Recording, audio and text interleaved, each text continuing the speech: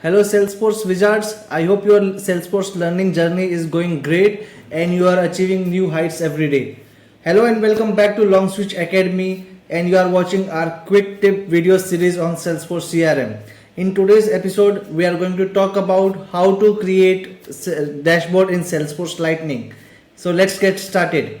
Before we begin, if you have not subscribed to Longswitch Academy yet, do subscribe to it now, share it with your friends so that we can reach out to more people and they can get benefit from our free tutorials. So let's begin.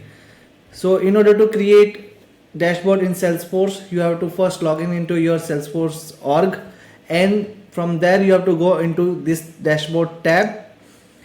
From that dashboard tab, you will be presented to this screen, and from here you need to click on this new dashboard button. This will show you the steps to create your dashboard in Salesforce. Give it a name. Let's say I would name it like Longswitch Academy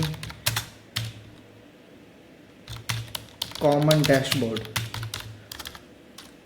You can give it any meaningful name, but make sure it whatever name you give to your dashboard, it makes sense to you and your other users in the organization.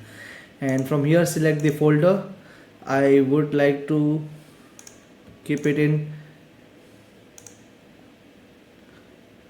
let's say there is no public folder. What I'll do, I'll create a new folder and I'll give it a name like my dashboards. You can use existing folders for your dashboards, or you can create your own new. It is up to you. Select the folder, my commonly used dashboard. You can add a meaningful description to it. Once you are done and okay with the information that you have entered here, hit create. This will create a new dashboard for you. Now as you can see, at this point of time your dashboard is empty and it is not making sense to you. Now it is time to add components to it. Components are nothing but the element that you want to show that you want to show on your dashboard. And if you have taken a look at dashboard in Salesforce, it contains different components, different segments that represents different set of information. I'll show you how you can add component to your dashboard. For that you have to click on this widget button and it asks what you want to add. Let's say I want to add a chart or report. So if you want to showcase any chart or table on your dashboard, the data will definitely come from the reports. So in case you don't have the report for the desired data, first prerequisite here is to create the report. But now as we are creating video for showcasing how to create the dashboard, we already have the report in our org. In case you want a detailed video on creating reports in Salesforce, do let me know in the comment section below. We will definitely come back with a detailed video dedicated to reports only. So since I have already created a report for myself, I use this pre-existing report, that is opportunities by stages, and hit a select. Once you hit select, it will showcase the chart representing your data, and there are a couple of options that you get here, like which kind of chart you want to show, whether you want to use horizontal bar chart, vertical bar chart, stacked horizontal bar chart. So there are so many types of charts available, but I'm interested in this donut chart for my data, or maybe I think donut is not looking good. I'll use a vertical bar chart, and here you can decide which field to use for x-axis and y-axis. These fields will be displayed based on your reports. So if you have a matrix report or some sort of complex report, the x-axis and y-axis options you will get. But here the report that I'm using is pretty much simple. It just groups the opportunity by stages.